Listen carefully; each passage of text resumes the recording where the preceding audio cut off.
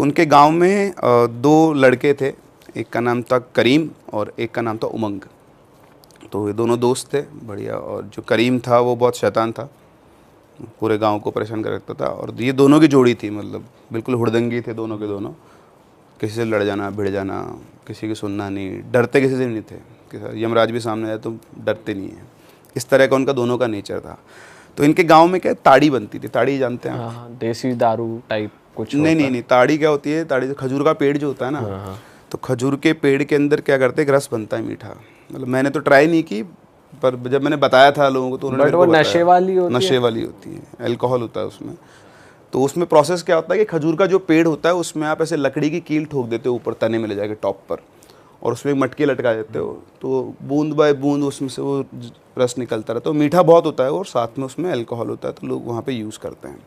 तो ये दोनों दोस्तों ने प्लान बनाया कि यार पूरे गांव में ना लोगों ने ताड़ियाँ बांध रखी, मतलब मटकियाँ लटका रखी है, हांडी बोलते हैं उसको, हांडी लटका रखी है। तो अभी खुद तो लटकाते नहीं थे, ये तो दूसरों की हांडियाँ चोर के और उसमें से ताड़ी निकाल लेते थे।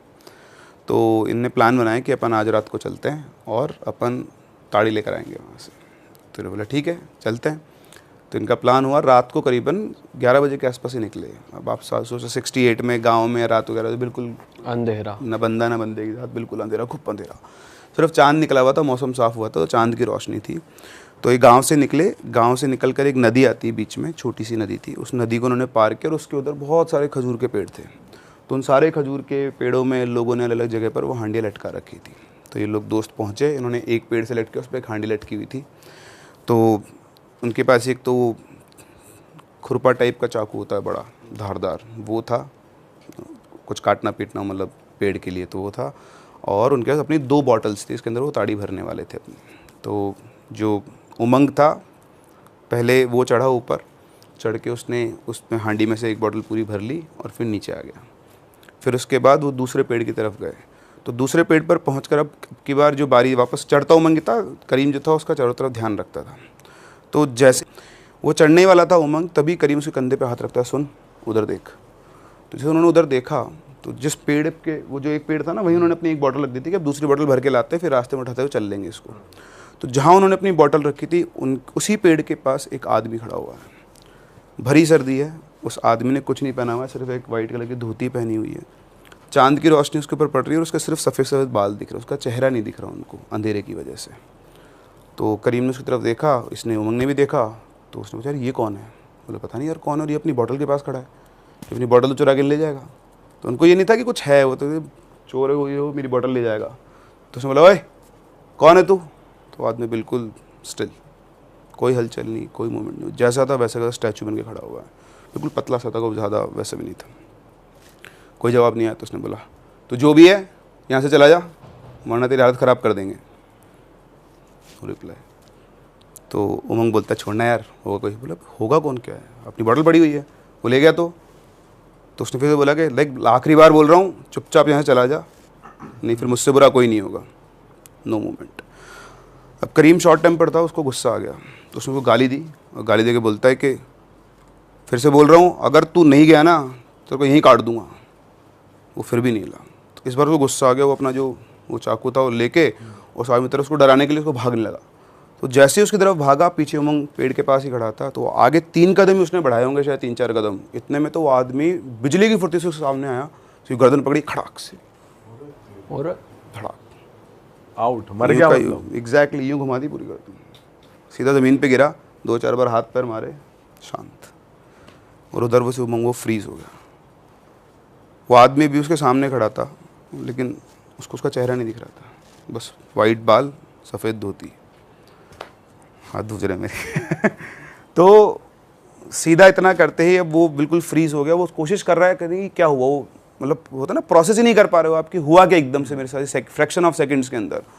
जब से अपने सेंसेस में आया, उसने आओ देखा ना ताओ, उस आदमी की तरफ एक बार देखा, और जैसे उसने वो देखा ना, तो उसने एकदम बहुत तेज़ से वो आदमी हंसा, हा ऐसे करके, मतलब कोई इंसान नहीं हंस सकता इस तरीके उसकी हंसी थी। वो हंसते हुए तो आओ देखा था, मुंडी घुमा के भाग गया, और तब तक भागता रहा जब तक अपने घर पे आके नहीं पहुंचा।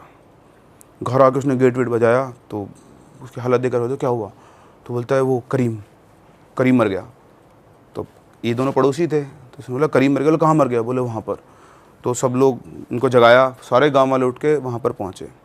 तो वहाँ पर पहुँचे तो पहुँच के जो उन्होंने सीन देखा कि वहाँ पर करीम की बॉडी पड़ी हुई थी, डेड बॉडी। और उस डेड बॉडी को जब उन्होंने देखा तो सबके होश उड़ गए, क्योंकि उस डेड बॉडी में से उसको देख बिल्कुल सूख चुकी थी वो पत्ते की तरह। ऐसा लग रहा था कि सारा खून किसी ने चूस लिया, वो सफ़ेद हो गई थी और बिल्कुल हड्डियाँ बची हुई, ऐसा मान लो स्किन और हड्डियाँ जो बच जाती है ना, कि आपका सारा पानी खींच लिया किसी ने पूरा। तो उस तरह की उसकी बॉडी की हालत हो गई थी। उसको देखते उसकी करीम की मम्मी बहुत तेज रोने लग गई। उसकी अच्छा, करीम की फैमिली, उसके फादर थे और उसकी एक सिस्टर थी और मदर, 4 लोग थे टोटल फैमिली के अंदर। बहुत बुरा हाल, अब किसी को समझ में नहीं आ रहा क्या है। और इधर से उमंग से पूछा कि क्या हुआ ये सब, तो उसने बताया कि ऐसे ऐसी एक आदमी दिखा और उसके बाद उसने उसको मार दिया और पता नहीं वो आदमी कहाँ पर है। अब किसी को कुछ भी समझ में नहीं आ रहा है, कोई कर भी क्या सकता है। तो फिर उसकी बॉडी को लेकर आए, अगले दिन उसका जो भी लास्ट रिचुअल्स होते हैं वो किए गए, उसको दफनाया गया। आप सोचो, जिस बंदे ने सब लाइव देखा है उसकी हालत, तो वो तो ट्रॉमा से ही बाहर नहीं आ पा रहा था। उसको समझ में आता कि एक दिन के अंदर अंदर ये क्या हो गया। उधर से उसकी पूरी फैमिली की हालत ख़राब। फिर उमंग को तो इसके घर में गया ये, तो उसके घर वालों ने बहुत संभाला। लेकिन अब जैसे रात को उमंग सोते उसको वो आदमी का चेहरा दिखाई दिया और उसको अपने कमरे में वो स्मेल से आने लग गई। मतलब वो जो स्मेल उस दिन आई थी ना रात को, तो उसको स्मेल आने लग गई। पूरी रात वो सो नहीं पा रहा था, क्योंकि जैसे आंख बंद करा तो उसको आदमी दिखता, खोलता तो कोई नहीं दिख रहा था। तो पूरी रात वो जागा। फिर अगले दिन सुबह उठा, अपनी मम्मी को बताया, तो उन्होंने बोला कि कोई बात नहीं, ऐसा हो सकता है तेरे सामने ये सब हुआ है, तो 1-2 दिन ये रहेगा बेटा, तो अपना ध्यान रख। नेक्स्ट डे मतलब रात हुई वापस से, सुबह करीबन 4-5 बजे के आसपास गांव में हल्ला मच गया। तो किसान भागता और उसने बोला कि उमर गया। तो सब लोग बोले कौन मर गया? तो बोले वहाँ चलो नदी के किनारे पेड़ पर। तो सब लोग इकट्ठे होकर भागते हो गए नदी के पेड़ के किनारे। तो वहाँ पर एक लाश लटकी हुई थी, एक लड़की की। तो सब लोग पहुँचे पास में, तो फिर से उन्होंने देखा तो उस लड़की की लाश भी बिल्कुल जैसे करीम की बॉडी में से उसका भी पूरा खून चूसा हुआ है। और वो लड़की कौन? करीम की बहन। अरे एक दिन में एक ही फैमिली के 2 बच्चे, माँ की हालत फूट के रो। लेकिन अगर कोई शांत था तो था करीम का बाप। तो बिल्कुल पत्थर की तरह शांत था, वो रो भी नहीं रहा था इवन। अच्छा, करीम का जो बाप था उसके बारे में गांव में था कि वो बहुत झगड़ालू किस्म का आदमी था। कई बार लोगों ने उसको देखा था कि रात को वो गांव से निकलता था और सुबह से पहले वापस नहीं आता था। वो कहाँ जाता था, क्या करता था, किसी को नहीं पता था। लेकिन किसी ने गलती से उससे पूछ लिया कि वो कहाँ जाता है, तो वो उससे मतलब मारने को उतारू देता था। तो कोई ज़्यादा उससे बोलचाल था नहीं किसी लोगों का। पर सब लोग उसको ऑब्जर्व कर रहे थे कि उसके 2 जवान बच्चों की मौत हो गई, लेकिन एक आंसू आँख से उसका नहीं निकला है। तो ठीक है, अब क्या कर सकते हैं। फिर से उसका भी अंतिम संस्कार किया गया। सब कुछ एक, उसकी माँ का तो मतलब घर से ही सब कुछ ही उजड़ गया था। फिर 2 दिन गुजरे, इधर उज्ज्वल की हालत ख़राब होना शुरू हो गई थी धीरे धीरे। मतलब उसकी वीकनेस आना, बट उसको ऐसा कुछ फील नहीं होता था। मतलब ऐसा कुछ नहीं था, बस वो ठीक से सो नहीं पाता था। आंख बंद करते उसको आदमी दिखता था, इससे उसके बाद कुछ भी नहीं होता था। हाँ, उसके रूम में एक अजीब सी स्मेल थी, नहाना धोना उसने बिल्कुल बंद सा ही कर दिया था। फिर 2 दिन गुजरे, फिर से वापस से गाँव में हो हल्ला मचा, एक और मौत हो गई। कहाँ है? तो बताया कि गाँव का एक खेत है, उस खेत में ऐसे एक लाश ज़मीन के अंदर गड़ी हुई है, उल्टी, उसके 2 पैर बिल्कुल सूखे हुए बाहर निकले हुए। अरे पूरे गांव में खबर की तरह, लाख की तरह खबर फैल गई। सारे गांव वाले पहुंचे, जाके देखा तो सेम हुई। फिर से किसी ने उसका खून चूस लिया और 2 सिर्फ टांगे हैं। निकाला गया बाहर। Guess what? कि माँ करीम की। एक फैमिली के 3 मेंबर 4 से 5 दिन के अंदर ख़त्म, और चारों की। अब गांव में ये समझ में आया कि एक ही फैमिली टारगेट हो रही है। और बाप इस बार भी चुप था? हाँ, वो तो बिल्कुल शांत। लोग ये मान ले कि उसको सदमा लग गया, जो भी हो गया। लेकिन गांव में ये बच गया कि कौन आ गया भाई गांव के अंदर, कोई जानवर आ गया है, क्या है, कोई सीरियल किलर मतलब इंसान है, कोई ऐसा कर रहा है गांव में से, कोई कर रहा है, दूसरे गांव कोई आदमी है, लुटेरे हैं, क्या नहीं है, किसी को कुछ भी पता नहीं है। बाप पे तो शक हो रहा होगा लोगों को, क्योंकि कुछ ना कुछ रिएक्ट कर रहा, ना कुछ कर रहा। बिल्कुल शक तो हो ही रहा था। शक के लिए सबसे बड़ा वही था कि कहीं यही तो नहीं कर रहा है, क्योंकि अब हो सकता है वो बलि दे रहा हो या कुछ कर रहा हो क्योंकि जो रात को निकलता था फिर वो सुबह ही आता था। तो इतना तो लोग भी समझते हैं कि रात को पूरी रात गायब है, अगर गांव से बाहर कहीं जा रहा तो किसी ना किसी काम से ऐसी कुछ चीज़ें वो कर रहा होगा, ब्लैक मैजिक ऐसा कुछ भी वो करता होगा। बट हिम्मत किसी की नहीं थी ना, कोई सबूत किसी के पास भी नहीं था।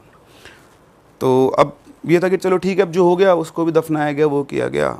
और सेम रात को, मतलब सिर्फ करीम के जो फादर थे वही बचे थे उस घर के अंदर।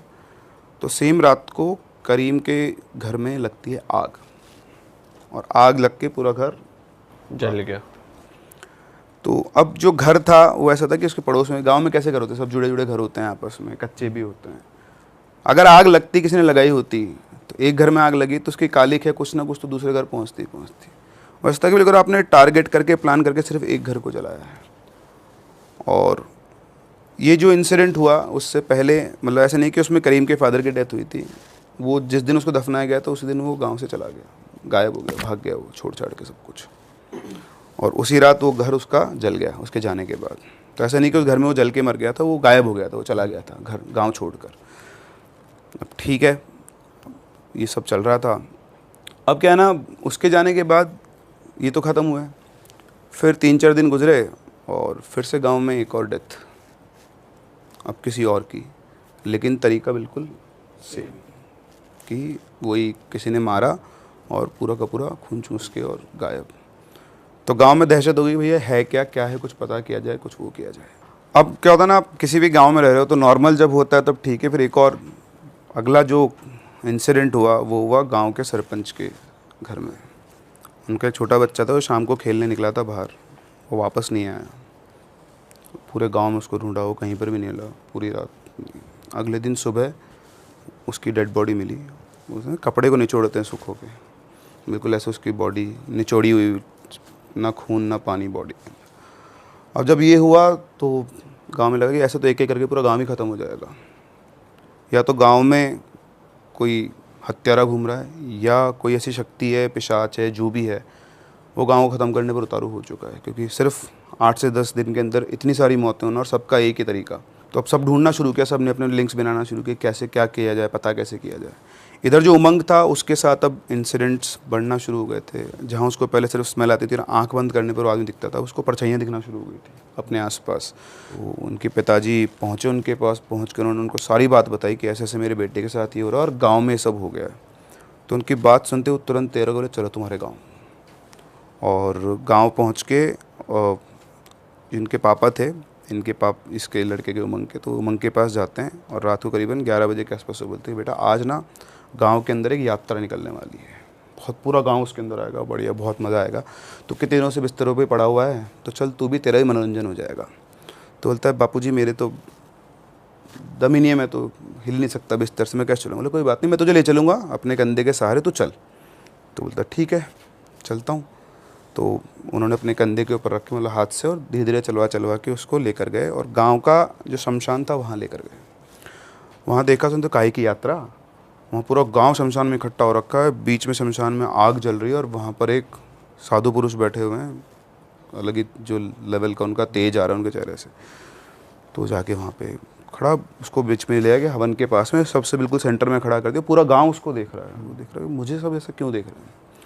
वो पहुँच के खड़ा ही हुआ था तो गुरुजी ने बोला कि इसको छोड़ दो। तो वो लड़का जो खड़ा ही नहीं हो पा रहा था, जैसे उसके पिताजी ने कंधे से हटा, बिल्कुल नॉर्मल खड़ा है। जो बिस्तर पे पड़ा हुआ था, जो उठ नहीं पाता था, वो खड़ा हुआ है। वो खड़ा रहा और जैसे उसके पापा हटे, उसके सामने जो मीट होता है बकरे का, बड़े सारे 2 टुकड़े बड़े बड़े ला के उसके सामने रख दिए। और जैसे वो सामने रखे और उसकी नाक में उस मीट की खुशबू आने लगी, उसको एक अजीब सा वो आना शुरू हो गया, उसकी बॉडी के अंदर अलग से सेंसेशंस।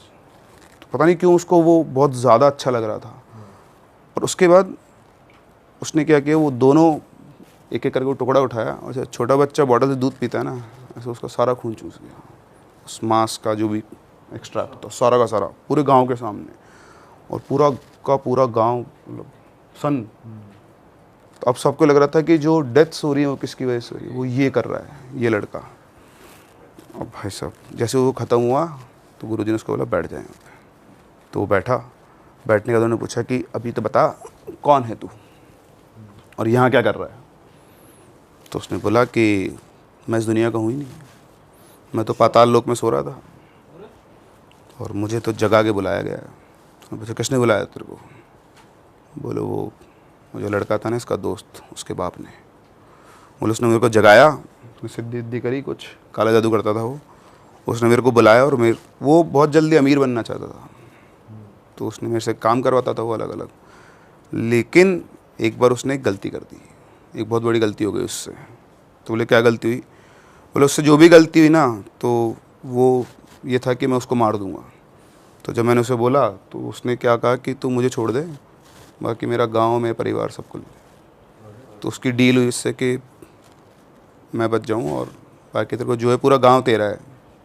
तो बोला मैं तो अपनी भूख मिटाने आया हूँ और जब तक मेरी भूख नहीं मिटेगी तब तक मैं यहीं रहने वाला हूँ। तो अब ये सब सुन के सारा गांव शौक था कि, और फिर गुरुजी ने बोला कि ऐसा नहीं हो सकता, तेरे को भी कह रहा हूँ कि तू जहाँ आया वहाँ वापस चला जा। तो उसने बोला कि ऐसा भी नहीं हो सकता। वो इतना कहकर वो गुरुजी के ऊपर दांत दिखा के यूं गुस्से से झपटने लगा। जैसे झपटने लगा मतलब अचानक से कहीं से वही दोनों कुत्ते वो एकदम सामने आए खड़े हो गए। उनको पूरे गांव को कुत्ते दिख रहे थे जैसा कि उन्होंने मेरे को डिस्क्राइब किया है। वो कुत्तों को देखते वो पीछे हट गए एकदम से, बोले इनको हटाओ इनको हटाओ। तो वो डर रहा था उनसे। तो उन्होंने बोला कि ये नहीं हटेंगे, अब तू बता तू जाएगा या नहीं जाएगा। तो बोलते नहीं नहीं नहीं मैं चला जाऊँगा, आप सबसे पहले इनको हटा दो, मैं चला जाऊँगा। तो उन्होंने फिर उन दोनों कुत्तों को एकदम से कुछ आदेश दिया और एकदम से वो उनके पीछे गए और वापस से गई गायब हो गए। अब उन्होंने बैठा उससे बात की, बोल क्या चाहता है अब तू? तो वो कहता है कि ठीक है मैं चला जाऊँगा लेकिन मेरी भूख मिटा दो। तो बोले भूख मिटा दो मतलब? बोले आप तो वो नदी जो है ना गांव के बाहर वहाँ पर 5-6 बकरे बांध दो और मैं अपना भूख मिटा के अपने आप चला जाऊँगा, फिर मैं नहीं आऊँगा दोबारा। लेकिन ये ध्यान रखना कि मैं तो नहीं आऊँगा लेकिन मुझे फिर से कोई ना कोई बुलाएगा, यहाँ नहीं तो कहीं और बुलाएगा, कहीं और नहीं तो कहीं और बुलाएगा, क्योंकि तुम इंसानों का लालच कभी ख़त्म नहीं होता है, वरना मेरा क्या मतलब था यहाँ पे आने का। तो उन्होंने बोला कि ठीक है तो अभी जहाँ आया वहाँ पे जा, इस गांव को छोड़ दे। तो जैसा उससे कहा गया, इतना बोलते वो बेहोश हो गया लड़का। फिर जैसे उसको कहा गया था गांव के बाहर ऐसे वो जानवर बांध दिए गए और सुबह जाके जब लोगों ने देखा तो सबकी डेड बॉडी थी सूखी हुई, जैसे कि जैसे वो खून पी पुआ के वो उनका जहाँ उसको जाना था चला गया। वो कहाँ गया कहाँ नहीं गया किसी को नहीं पता। उसके बाद उन्होंने वो जहाँ पर वो बकरे बांधे थे वहीं पर गुरुजी ने बोला कि अब यहाँ पे काली माता का मंदिर बनाया जाएगा ताकि दोबारा कभी ये ऐसी कोई और शक्ति प्रकट ना हो पाए, आ ना पाए। उसके बाद गांव में दोबारा बस कोई ऐसा इंसिडेंट नहीं हुआ उससे लेकर तब तक, और आज भी वो काली मंदिर वहीं पर है।